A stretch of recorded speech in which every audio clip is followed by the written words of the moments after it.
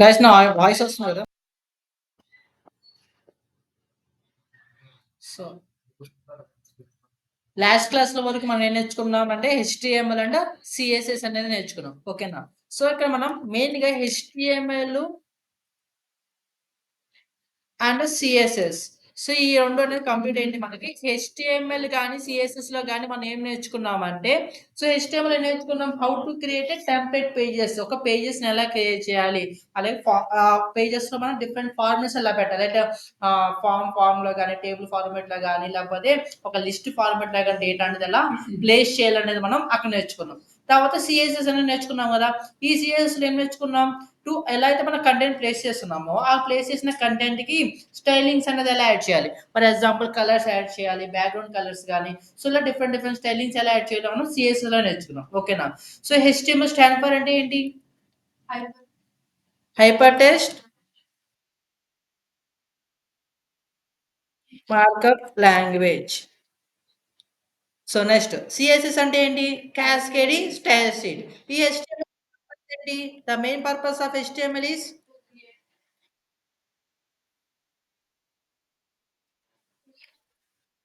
అవ్వట్లేదా? ఒక్క నిమిషం.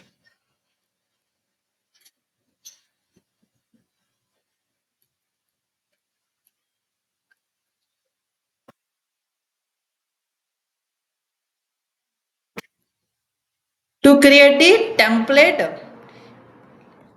pages and place the content in the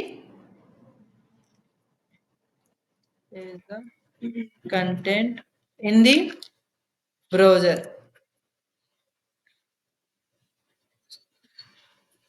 అది మనం HTML నేర్చుకున్నది. అది CSS లో ఏం నేర్చుకున్నాం?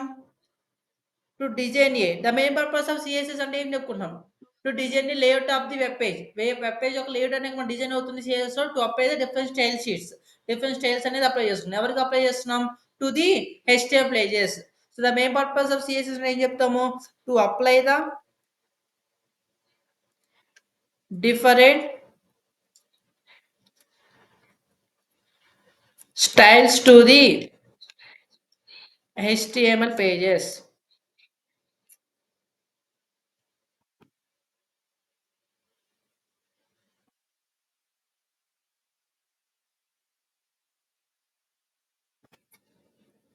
ఓకేనా? అది మనం CSS లో నేర్చుకున్నాం. అలాగే ఇంకో CSS వల్ల మనకి యూజ్ ఏంటంటే ఇట్స్ గివ్స్ ద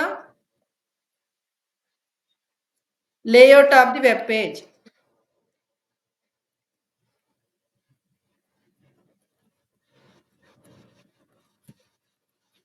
సో, అది మనం CSS లో నేర్చుకున్నాం. సో, ఈ 2 నేర్చుకున్నాం గానీ, సో, ఈ రెండిట్లో మనం ఏం చేస్తున్నాం? డిఫరెంట్ ఫార్మ్స్ గానీ, డిఫరెంట్ పేజెస్ గానీ క్రియేట్ చేస్తున్నాం బాగానే ఉంటది. కానీ అక్కడ మనం క్రియేట్ చేసినయి యాక్చువల్‌గా వెబ్ పేజ్ ఎలా బిహేవ్ చేస్తున్నాయో అలా బిహేవ్ చేస్తున్నాయా అవి?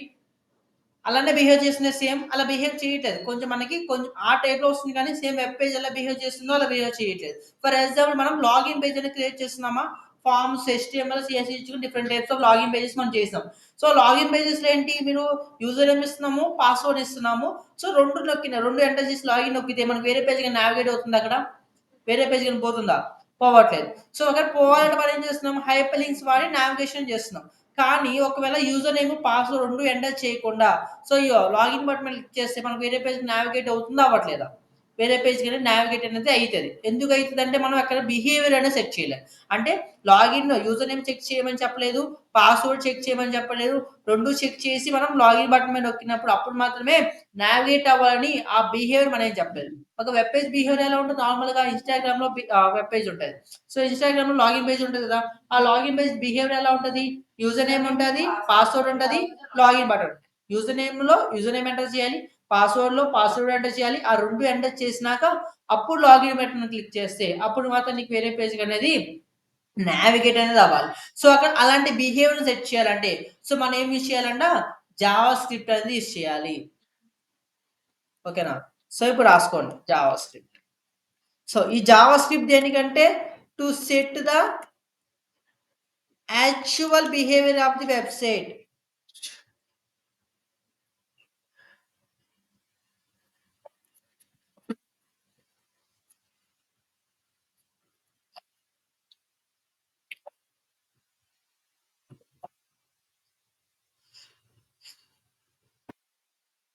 To set the actual behaviour of the website. Web page యొక్క యాక్చువల్ బిహేవియర్‌ని సెట్ చేసేది ఎవరంటే, ఈ యొక్క జావా స్క్రిప్ట్ అనమాట. ఓకేనా? సో, నెక్స్ట్ నేను హెచ్‌టీఎంఎల్, సీఎస్ఎస్ యూజ్ చేసి చేసిన ఫైల్స్‌ని ఏదైనా దేనితో కాల్ చేస్తానని చెప్పాను. ఏమని కాల్ చేస్తాము? స్టాటిక్ పేజెసా? డైనమిక్ పేజెసా? Static pages. హెచ్‌టీఎంఎల్, సీఎస్ఎస్‌తో క్రియేట్ చేసిన పేజెస్‌ని ఏమని పిలుస్తాము? స్టాటిక్ పేజెస్ అంటాం. ఓకేనా? సో, ఎప్పుడైతే స్టాటిక్ పేజెస్ క్రియేట్ అయినాయో, ఆ పేజెస్‌ని నువ్వు ఎప్పుడైతే జావా స్క్రిప్ట్ మీద అప్లై చేస్తున్నావో, సో, అప్పుడు నీకేమవుతుందంటే అది డైనమిక్ పేజెస్ కింద కన్వర్ట్ అనేది అవుతుందన్నమాట. ఓకేనా? సో, అప్పుడు నీకెలా కన్వర్ట్ అవుతుందంటే డైనమిక్ పేజెస్ కింద కన్వర్ట్ అనేది అయితదన్నమాట.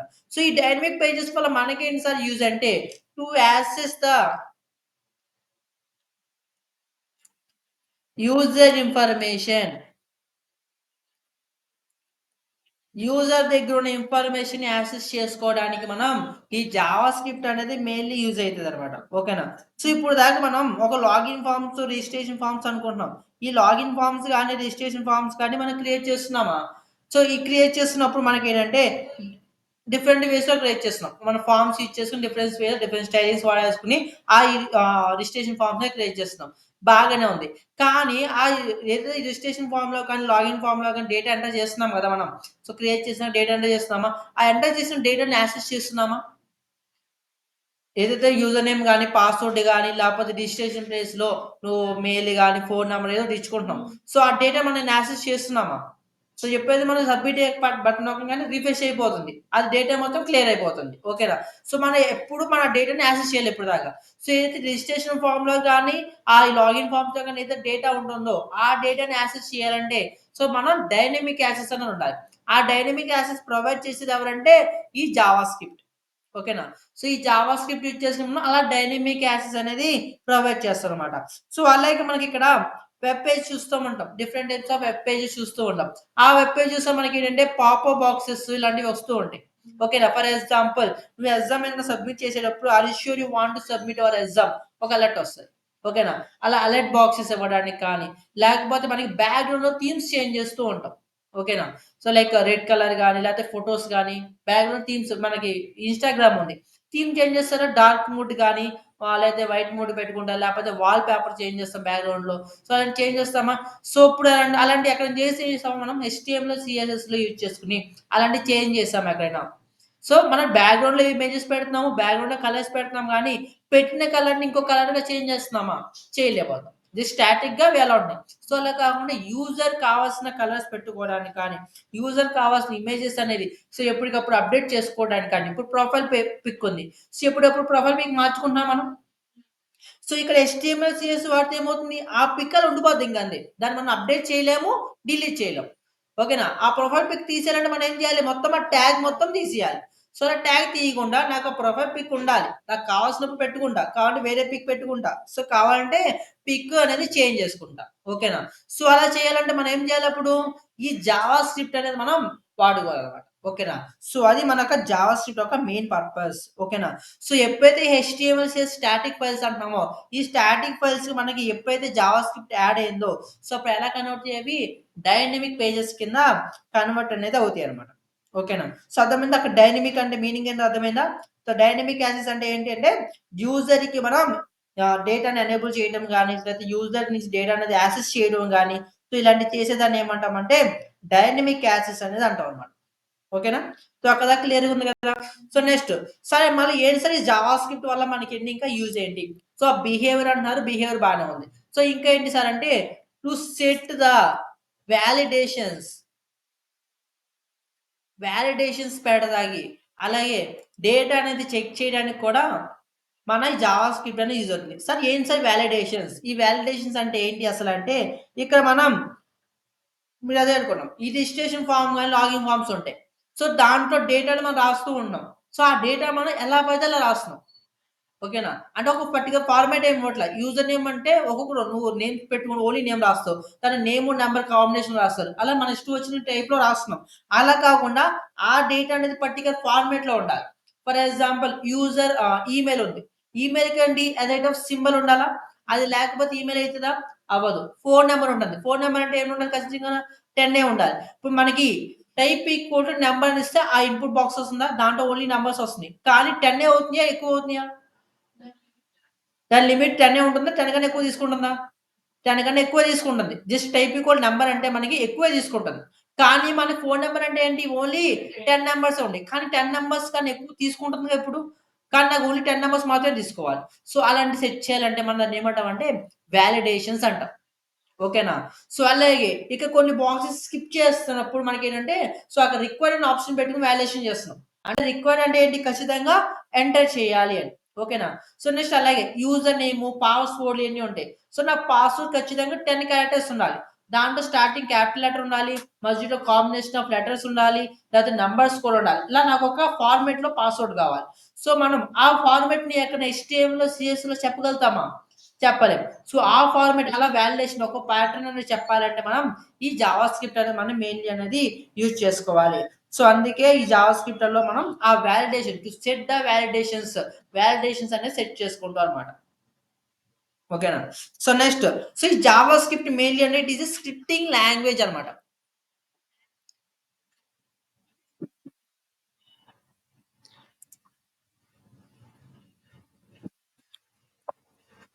Java script is a scripting language.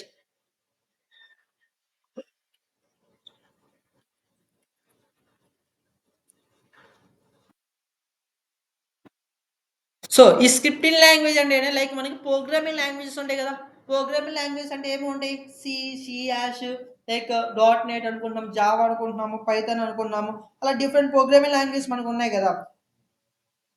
Same like scripting language కూడా ఒక ప్రోగ్రామింగ్ లాంగ్వేజే. ఓకేనా? సో, హెచ్‌టీఎంఎల్, సీఎస్‌సి చెప్పేటప్పుడు ఏం చెప్పాను. సో, ఈ 2 ప్రోగ్రామింగ్ లాంగ్వేజెస్ కాదు. జస్ట్ ఈ యొక్క ఫార్మాటింగ్ లాంగ్వేజెస్ అనుకోని చెప్పుకుంటున్నాం. కానీ జావా స్క్రిప్ట్ వచ్చేసరికి ఏంటంటే ఇదొక ప్రోగ్రామింగ్ లాంగ్వేజ్.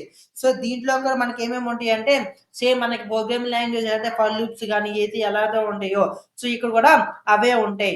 సార్ ఎందుకు సార్ ఈ ప్రోగ్రామింగ్ లాంగ్వేజ్ అంటే ఇక మనం అనుకుంటున్నాం వాలిడేషన్స్ కోసం వాడుకుంటున్నాము. ఇన్ఫర్మేషన్ యాక్సెస్ కోసం వాడుకుంటున్నామని జావాస్క్రిప్ట్ అనేది. ఆ ఇన్ఫర్మేషన్ యాక్సెస్ ఇయన్నీ ఎలా అవుతాయండి? మన ప్రోగ్రామింగ్ లాంగ్వేజ్ బేస్డ్ మీదనా? ఫర్ ఎగ్జాంపుల్ ఏంటంటే ఇప్పుడు డేటా యూజర్ నేమ్ ఉంది. ఆ యూజర్ నేమ్‌లో డేటా అనేది ఎంటర్ అయిందో లేదో తెలుసుకోవాలి. సో, తెలుసుకోవాలంటే మనకేం వాడాలి? కండిషన్ స్టేట్‌మెంట్ వాడాలి. అంటే ఇఫ్ కండిషన్. ఇఫ్ డేటా అనేది దాంట్లో ఉంటే ఒక స్టేట్‌మెంట్ ప్రింట్ చెయి. ఒక డేటా లేకపోతే యూజర్‌కి ఒక alert please enter the user name అని ఒక అలర్ట్. సో, అక్కడ ఇఫ్ కండిషన్ మీకు మీనింగ్ అర్థమవుతుందా? ఇఫ్ కండిషన్ ఉంది. అంటే డేటా ఉంటేనేమో ఏం చెప్పు. ఒక డేటా లేకపోతేనేమో చెప్పాలి యూజర్‌కి యూజర్ నేమ్ ఎంటర్ చేయండి. సో, అలాంటి కోసం మనం ఈ ప్రోగ్రామింగ్ లాంగ్వేజ్ అనేది వాడుకుంటాం అన్నమాట. సో, అది ప్రోగ్రామింగ్ లాంగ్వేజ్. సో రాసుకోండి JavaScript is a most popular programming language. Definition of Java script.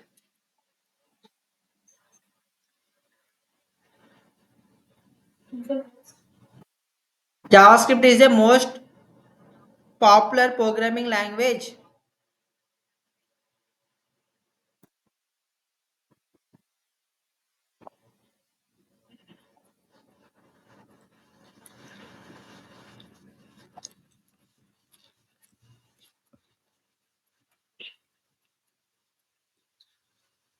Language used to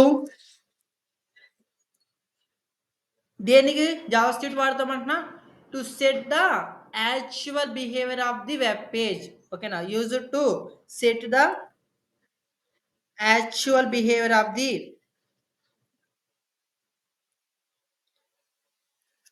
web page. ఓకేనా ఆ యాక్చువల్ బిహేవియర్ సెట్ చేయడానికి మనం ఈ జావా స్క్రిప్ట్ అనేది వాడుకుంటాం. ఓకేనా so next Java script is A easy to learn. So another programming language తో compare చేస్తే ఈ జావా స్క్రిప్ట్ అనేది చాలా ఈజీగా ఉంటది.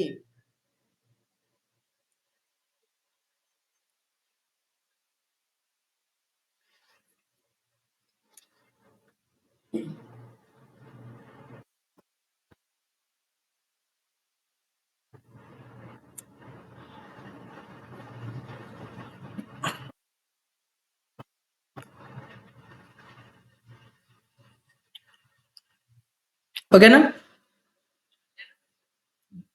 సో నెక్స్ట్ వచ్చేసరికి ఏంటంటే how to embed A Java script in HTML pages.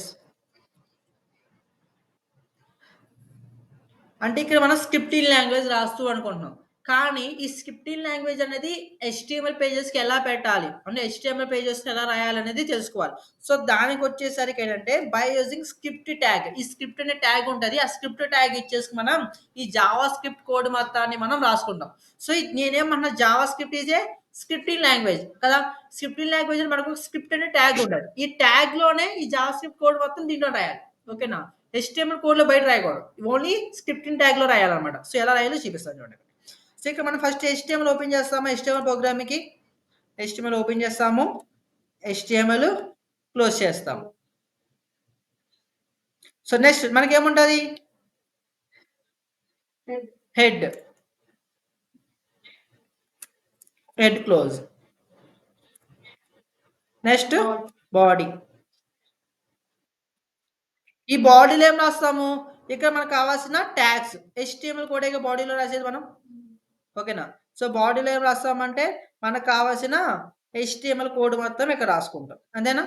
హెడ్‌లో ఏం రాస్తాము? టైటిల్. ఇంకా టైటిల్‌తో పాటు ఇంకేం రాయొచ్చు మనం హెడ్‌లో? కావాలంటే మన సీఎస్ఎస్ వాడేటప్పుడు ఎక్స్టర్నల్ లింక్ అనేది పెట్టుకుంటాం. ఓకేనా? ఇంకా అదే.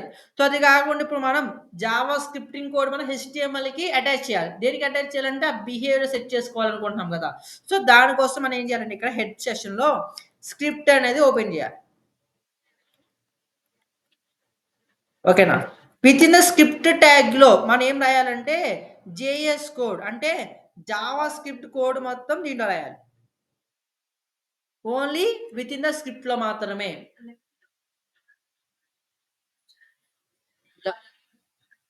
ఒక్క నిమిషం.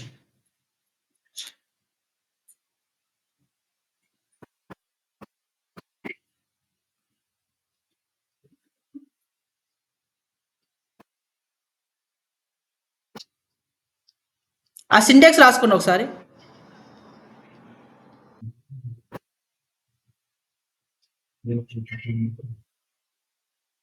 ఓకేనా? సో, ఎలా ఎంబెడ్ చేస్తాం అర్థమైందా? వితిన్ ద హెడ్ సెషన్‌లో మనం ఏం చేస్తామంటే, స్క్రిప్ట్ అనే ట్యాగ్ ఓపెన్ చేసి, ఆ స్క్రిప్ట్ ట్యాగ్‌లో మనకు కావాల్సిన జావా స్క్రిప్ట్ కోడ్ మాత్రం దాంట్లో రాసుకుంటాం. ఓకేనా?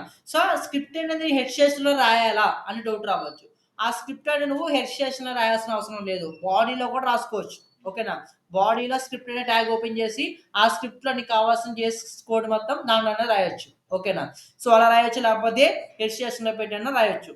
కానీ ఎక్కడ అది బాడీలో కొన్ని చోట్ల మనం పెట్టలేమనమాట. సో, ఎక్కడెక్కడ పెట్టలేము, ఎక్కడ యూజ్ చేయొచ్చు అనేది మనం చెప్పుకున్నాం. ఓకేనా? సో, అలా ఈ జేఎస్ స్క్రిప్ట్ కోడ్‌లో మనం ఏం రాయాలి? Only JS code. జేఎస్ అయితే ప్రోగ్రామింగ్ లాంగ్వేజ్ అనుకుంటున్నామో, ఆ కోడ్ మొత్తం ఇక్కడ రాయాలి. ఓకేనా?